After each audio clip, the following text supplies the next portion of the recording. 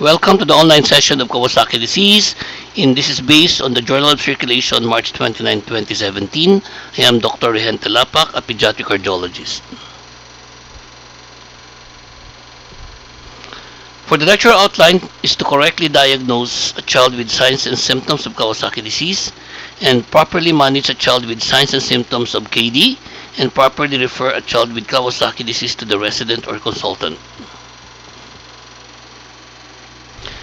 Okay, for the etiology, despite 4 decades of investigation, the cause is still unknown, and current understanding of immune response suggests response to a classic antigen that is protective against future exposure in most patients. One line of investigation suggests that infection with a novel RNA virus that enters through the upper respiratory tract. Intracytoplasmic inclusion bodies in bronchial epithelial cells and multiple other cell types throughout the body appear to contain RNA and could be linked to the Kawasaki disease. The diagnosis is based on clinical features supporting laboratory tests, echocardiographic findings, and exclusion of alternative diagnosis. Okay, now the clinical criteria is based on fever persisting at least 5 or more days, plus the presence of at least 4 or more of the 5 principal features such as bilateral conjunctival injection without exudates, changes in the lips and oral cavity, polymorphous exanthem, changes in extremities, and the cervical lymphadenopathy on one side measuring more than 1.5 centimeters. So the clinical criteria includes fever persisting at least 5 or more days, and fever is typically high, spiking, and remittent. And the spontaneous resolution of fever after 7 days should not be regarded as evidence that the diagnosis of KD has been excluded.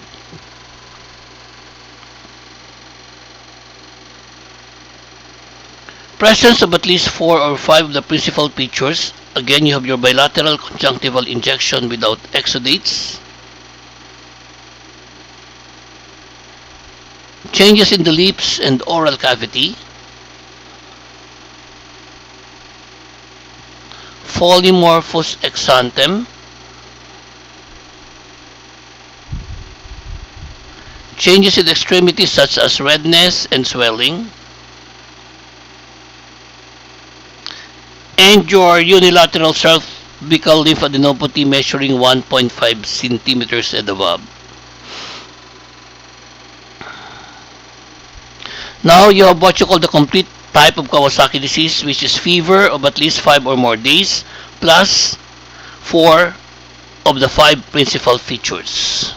And watchful waiting is necessary because there are instances that when the patient comes to you on the 5th day of fever, there may be one major criteria.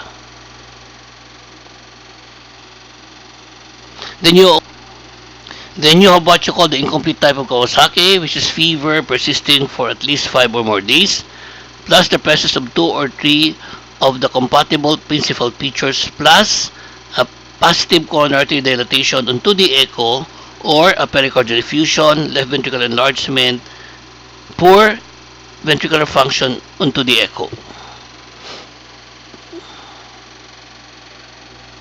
Then there's a new incomplete type of Kawasaki wherein infants with fever of more than 7 days without either explanation or no clinical criteria, and assess the laboratory results such as CRP of 2 or more milligrams per deciliter and or ESR of equal or more than 40 millimeters per hour, plus 3 or more of the lab findings such as anemia for age, WBC of more than 15,000 per cubic mm, platelet count of equal or more than 450,000 after the 7th day of fever, elevated alanine transaminase level, serum albumin of less than 3 grams per deciliter, urine WBC of more than 10 WBC, or a positive coronary dilatation on 2-dimensional echocardiography.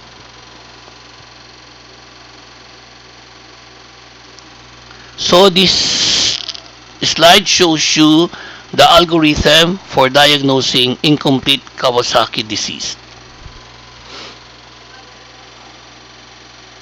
Now, there are three clinical courses of Kawasaki disease. You have your acute febrile phase lasting for 1 to 2 weeks, followed by the subacute phase lasting for 2 to 4 weeks, and convalescent phase, which may last 6 to 8 weeks after the onset of the illness.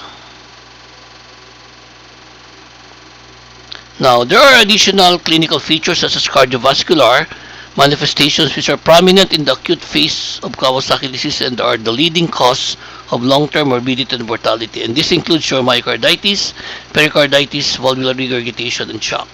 You also have aneurysms of the medium-sized non-coronary arteries in 15 to 25% of cases, and also you may have aortic root enlargement. Then it may also involve the respiratory tract and lungs, wherein you have peribronchial and interstitial infiltrates on chest x-ray, and also you may have also pulmonary nodules. Then for the musculoskeletal, you will have arthralgia and arthritis. Then for the gastrointestinal tract, you may have diarrhea, vomiting, abdominal pain, hepatitis, jaundice, gallbladder hydrops, and pancreatitis. Then always note that in patients with Kawasaki, there is erythema and induration at the site of the BCG inoculation site, and also you may have desquamating rash on the groin. Then for the genitourinary, you have urethritis causing an increase in your WBC count in the urine, and you may have hydrocele.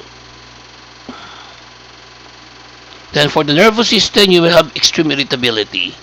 Then aseptic meningitis in the form of pleocytosis, cerebrospinal fluid. Then you may have a facial nerve palsy and a sensory neural hearing loss. Then you may have also a retropharyngeal phlegmon and anterior uveitis by slit lamp examination. During the subacute stage, you may have desquamation of the tip of the fingers and toes. Then you will have thrombocytosis that occurs during this period, peaking at 2 weeks or more after the onset of illness. Then you have the convalescent phase, which occurs 25 days onwards. This begins when all clinical signs of illness have disappeared and continues until the ESR returns to normal, usually 6 to 8 weeks after the onset of illness. And you may also see deep transverse grooves, which we call the Buse lines, which may appear across the fingernails and toenails.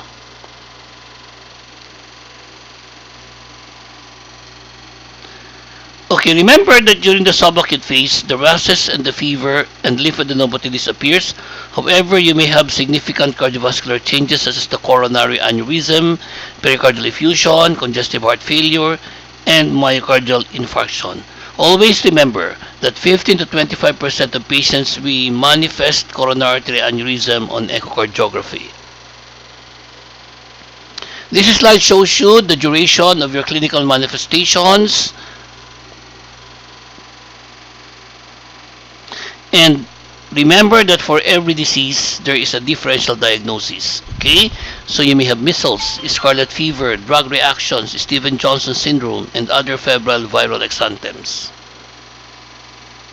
Then another differential is your toxic shock syndrome, SSSS, juvenile rheumatoid arthritis, your leptospirosis, and mercury poisoning.